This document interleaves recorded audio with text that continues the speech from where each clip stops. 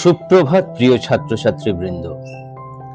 আজ আমি এমন একজন মানুষের কথা বলবো যিনি শুধু সারা ভারতের নয়, সারা বিশ্বের যুব সমাজের অনুপ্রেরণা।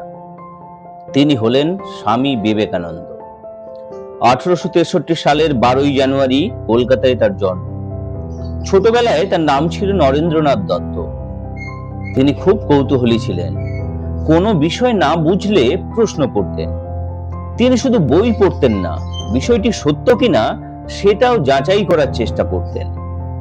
এক সময় তার পরিচয় হয় শ্রী রামকৃষ্ণ পরমহংসের সঙ্গে। রামকৃষ্ণ তাকে শিখিয়েছিলেন শিক্ষার আসল উদ্দেশ্য শুধু তথ্য মুখস্থ করা নয়, বরং নিজের চরিত্র গঠন এবং মানুষের সেবা করা। 1893 সালে আমেরিকার শিকাগো শহরে বিশ্ব ধর্ম মহাসভায় তিনি বক্তৃতা দেওয়ার সুযোগ পান। শুরুতেই তিনি বলেন, sisters and brothers of America. এই কয়েকটি শব্দেই উপস্থিত হাজার হাজার মানুষ দাঁড়িয়ে করতালি দিয়েছিলেন, কারণ তার কণ্ঠে ছিল আন্তরিকতা, সম্মান এবং আত্মবিশ্বাস। কিন্তু এই সাফল্যের পেছনে ছিল অনেক সংগ্রাম। বিদেশে যাওয়ার আগে তার কাছে পর্যাপ্ত অর্থ ছিল না, অনেক বাধা এসেছিল। তবুও তিনি নিজের লক্ষ্য থেকে সরে যাননি। তিনি সব সময় বলতেন, ওঠো, জাগো, লক্ষ্য না পাওয়া পর্যন্ত থেমো না। বন্ধুরা, এই কথাটি শুধু একটি উক্তি নয়, এটি সফল জীবনের একটি নিয়ম। আজকের দিনে অনেক ছাত্রছাত্রী পড়তে বসে মোবাইল ফোন, সামাজিক যোগাযোগ মাধ্যম বা অলসতার কারণে মনোযোগ হারিয়ে ফেলে। কিন্তু বিবেকানন্দ বলতেন, যে নিজের মনকে নিয়ন্ত্রণ করতে পারে সে জীবনের বড় যুদ্ধেও জয়ী হয়। স্বামী বিবেকানন্দের জীবন থেকে 5টি শিক্ষা। নিজের উপর বিশ্বাস রাখো। যদি তুমি নিজের উপর বিশ্বাস না রাখো, তাহলে অন্য কেউই তোমার উপর বিশ্বাস করবে না। সময়ের মূল্য বোঝো। প্রতিটি দিন নতুন কিছু শেখার সুযোগ। শরীর ও মনকে সুস্থ রাখো।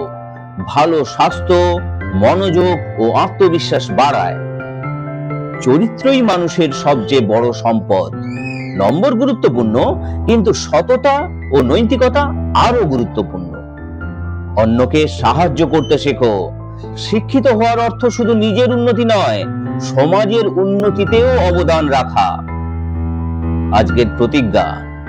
আজ সবাই মনে মনে বলবে, আমি নিজের উপর বিশ্বাস রাখবো, আমি প্রতিদিন নতুন কিছু শিখব, আমি মিথ্যা বলবো না, আমি শিক্ষক ও অভিভাবকদের সম্মান করব, আমি কখনো হাল ছাড়বো না।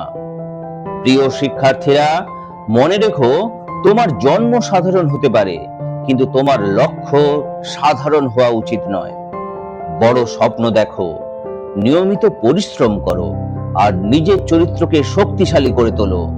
তাহলেই একদিন তুমিও অন্যদের অনুপ্রেরণা হয়ে উঠতে পারবে।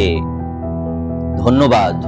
সবাই ভালো থেকো, মন দিয়ে পড়াশোনা করো এবং প্রতিদিন নিজেকে আগের দিনের চেয়েও আরো ভালো মানুষ হিসেবে গড়ে তোলার চেষ্টা করো।